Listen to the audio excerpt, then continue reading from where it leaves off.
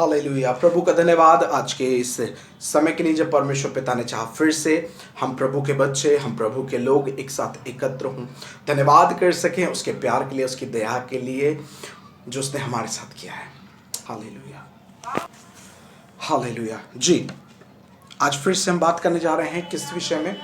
उस सीरीज के विषय में, उस बारे में जो परमेश्वर पिता की संगति के विषय में है। जैसा हमने पिछले टाइम में भी देखा कि कैसे संगति के विषय में हम बात कर रहे थे, कैसे परमेश्वर पिता ने एक व्यक्ति को, मिट्टी को लेके एक मनुष्य की रचना की अपने स्वरूप और समानता में, और उस मिट्टी में अपनी श्वास फूंकने के द्वारा वो मनुष्य, वो मिट्टी जीवित प्राणी में बदल गई, जिसे हम आदम के नाम से जानते हैं।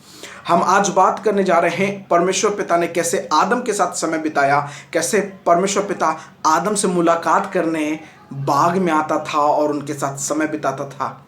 आदम भी खुश होता था। आज के दिन हम फिर से बात करने जा रहे हैं संगति के विषय में। जी, आज आदम की वंशावली से एक व्यक्ति और है जिसने परमेश्वर पिता के साथ संगति में समय बिताया। जी हाँ, आप इस व्यक्ति को जानते हैं। ये कोई व्यक्ति और नहीं, जी हनोक है। आमीन। ये व्यक्ति ऐसा है जिसने परमेश्वर पिता के साथ समय बिताया। ये व्यक्ति ऐसा है जो परमेश्वर पिता के साथ साथ चलता रहा। ये व्यक्ति ऐसा है जिसने परमेश्वर पिता को खुश किया। ये व्यक्ति ऐसा है जो परमेश्वर पिता के साथ उसके घर में चला गया, स्वर्ग में चला गया। मैं आपको इसलिए उत्साहित करना मांगता हूं प्रभु के लोगों, आज भी स्वर्ग का पिता स्वर्ग से निगाहें रखता है। मेरे बेटा, मेरी बेटी, मेरे बच्चे मुझे स्मरण करेंगे, मुझे याद करेंगे, मुझसे बात करेंगे, मुझे स्मरण करेंगे, प्रार्थना करेंगे, वचन पढ़ेंगे और मैं उनसे बातें करूंगा। और कई बार हम में से बहुत से लोग ऐसे होते हैं जो हम समय नहीं निकाल पाते। हमें मालूम है हमारे पास व्यस्तता है, हमारे पास काम है, हमारे पास जिम्मेदारियां हैं, लेकिन फिर भी कोई लोगों, आपको मैं यही बताना चाहता हूं, प्लीज़ जो समय परमेश्वर पिता ने दिया है, जो समय ये परमेश्वर पिता की ओर से हमें है, हम उसके लिए समय निकालें। जिसने हमें समय दिया, जिसने हमें जीवन दिया, हम उसके लिए कुछ समय निकाल के उसको धन्यवाद दे सके। जी, आपका ध्यान ले जा रहा हूं उत्पत्ति 5 अध्याय उसके 21 पद में। जब हनोक 65 वर्ष का हुआ तब उससे मतुशेलह का जन्म हुआ। मतुशेलह के जन्म के पश्चात हनोक 300 वर्ष तक परमेश्वर पिता के साथ साथ चलता रहा और उसके और भी बेटे बेटियां उत्पन्न हुई। इस प्रकार हनोक की कुल आयु 365 वर्ष की हुई। हनोक परमेश्वर पिता के साथ साथ चलता था, फिर वह लोप हो गया क्योंकि परमेश्वर पिता ने उसे उठा लिया। मैं आपको क्या बताना चाह रहा हूं? मैं ये बताना चाह रहा हूं, आज भी परमेश्वर पिता की संगति में मिरेकल्स हैं। आज भी परमेश्वर पिता की संगति में अनंत जीवन की आशीष है। आज भी परमेश्वर पिता के सामर्थ्य है संगति में। जब हम संगति में नहीं होते तो हम बहुत निराश होते हैं। जब हम संगति में नहीं होते तो हम परेशान होते हैं। जब हम संगति में नहीं होते तो हम लोगों से कहते हैं, प्लीज़ भैया आप, प्लीज़ सिस्टर आप हमारे लिए प्रार्थना करिए, हमें स्मरण करिए कि हम समस्या में हैं, हम बीमारी में, हमारा परिवार, हम कर्जों में हैं, हम निराशाओं में हैं, हम दुखों में हैं, हमें किसी की बात बुरी लग गई। हम बहुत सी चीज़ों को व्याख्या करते हैं, बताते हैं, हम ऐसी समस्याओं में हैं।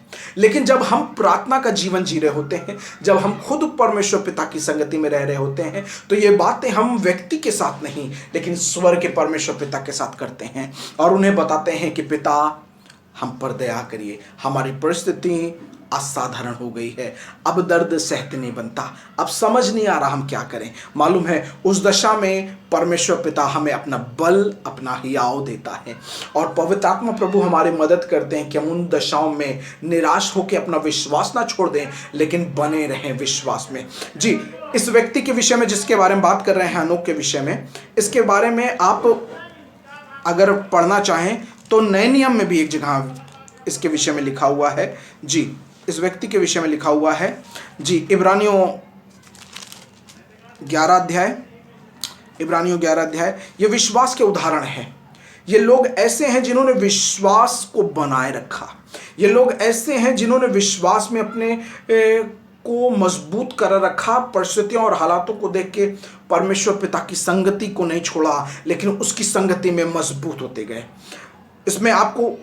इसमें इब्रानियों 11 अध्याय में बहुत से लोग मिलेंगे जो विश्वास के, मैं इस बात को मैं अक्सर बताता भी हूँ, मैंने प्रचार भी किया है, शायद आपको कुछ मिलेंगे इसमें, वीडियोस में कुछ मिल जाए, लेकिन मैं आपको बताना चाहता हूँ इसमें बहुत सारे हीरोज़ हैं, बहुत सारे हीरो हैं जिन्होंने विश्वास का जीवन जिया, उसमें से एक व्यक्ति हनोक भी रहा है जिसकी चर्चा आज हम कर रहे हैं। जी, इसमें लिखा हुआ है इब्रानियों 11 अध्याय इसके 6वें पद में, और विश्वास बिना उसे प्रसन्न करना अनहोना है, बल्कि 5वें से आपके लिए पढ़ रहा हूं।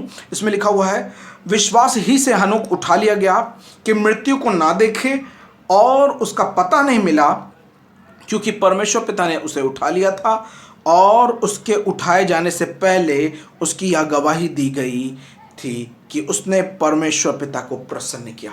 जी, क्या एक व्यक्ति जो पृथ्वी पर रहता है क्या स्वर्ग के परमेश्वर पिता को खुश कर सकता है? क्या एक व्यक्ति जो धरती पर है, जो मानव मात्र है, अगर मैं कहूं तो मिट्टी ही मात्र है, क्या वो स्वर्ग के परमेश्वर पिता को, उस अद्वैत ईश्वर को खुश कर सकता है? जी हां। कैसे? प्रार्थना करके, परमेश्वर पिता के साथ संगति करके, उसे प्यार करके, उसका आदर करके। मैं एक बात बताऊं जो परमेश्वर पिता ने कल मुझे बोली, मैं आपसे बोलना चाहता हूं। जो बात परमेश्वर पिता ने मुझे बोली, मुझे वो सोच के, वो उस गहराई में मैं समझ पाया, मैंने सुना, मैंने सीखा उस बात को, आप तक भी शेयर कर रहा हूं। हर प्रार्थना करने वाला व्यक्ति जरूरी नहीं है कि परमेश्वर पिता से प्यार करता हो, खुदा से प्यार करता हो।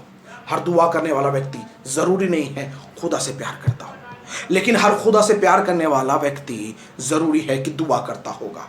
परमेश्वर पिता से प्यार करने वाला व्यक्ति दुआ करता होगा, प्रार्थना करता होगा, वचन पढ़ता होगा, आज्ञाओं को मानता होगा। जैसे इसमें लिखा हुआ है, 6वें पद में लिखा हुआ है, मैं पढ़ रहा हूं, और विश्वास बिना उसे प्रसन्न करना अनहोना है, क्योंकि परमेश्वर पिता के पास आने वाले को विश्वास करना चाहिए कि वह है और अपने खोजने वाले को प्रतिफल देता है। ये बातें इसलिए बता रहे हैं, यदि आप परमेश्वर पिता से प्रेम नहीं करते, आप प्रार्थना नहीं कर पाएंगे, आप वचन नहीं पढ़ पाएंगे, और आप प्रार्थना करेंगे तो आपको बोझ जान पड़ेगा। आप 2 मिनट 3 मिनट, बहुत अधिक प्रार्थना करेंगे तो 5 मिनट 10 मिनट, इससे अधिक नहीं कर पाएंगे। लेकिन जब आप परमेश्वर पिता के प्रेम में होते हैं, आप उसकी संगति में होते हैं, तो आप रहते पृथ्वी पर हैं, लेकिन उसकी इच्छा पूरी करने के लिए आप उसके साथ रहते हैं। और जो कुछ स्वर्ग के पिता के हृदय में होता है वो परमेश्वर पिता आपको बताता है। ये संगति के द्वारा होता है।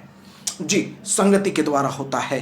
भविष्य में आगे जब हम और विषय में चर्चा करेंगे, संगति के विषय में, जब इसका दूसरा पार्ट आएगा, इसके बाद जब परमेश्वर पिता मुझे बोलेंगे, फिर मैं जब संगति के विषय में बताऊंगा, फिर बताऊंगा आपको एक और व्यक्ति के विषय में कि उसने कैसे परमेश्वर पिता को खुश किया, कैसे परमेश्वर पिता ने अपने हृदय की बात छुपाई नहीं लेकिन प्रकट कर दी उस व्यक्ति के द्वारा। इसीलिए प्रभु के लोगों, मैं आपको उत्साहित करना मांगता हूं, कृपया प्रभु के साथ जुड़े रहें, प्रार्थना करते रहें और एक दूसरे को प्रार्थनाओं में स्मरण रखें।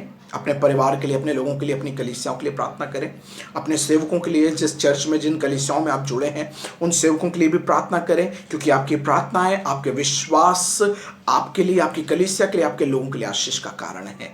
और मैं हमेशा उत्साहित करता हूं, कुछ भी हो जाए प्रभु का हाथ थामे रहना, कुछ भी हो जाए प्रभु से प्यार करते रहना, कुछ भी हो जाए प्रभु की, स्वर के परमेश्वर पिता की संगति में रहना। ये संगति, ये प्यार, ये आदर जो आपने खुदा के लिए किया है, इसका प्रतिफल अद्भुत होगा आप पर भी और आपकी जनरेशन्स पर भी, आपकी पीढ़ियों पर भी खुदा की बरकत बनी रहेगी। May God bless you all. प्रभु आप सबको आशीष दें। वचन से आशीषित हुए हैं तो प्लीज कमेंट करें, लाइक करें, शेयर करें दूसरों के साथ, और उन्हें भी आशीषित करें इस वचन से। यदि आप आशीषित हो रहे हैं, दूसरों के साथ बांटिए कि वो भी आशीषित हो सके। God bless you all. प्रभु आप सबको आशीष दें।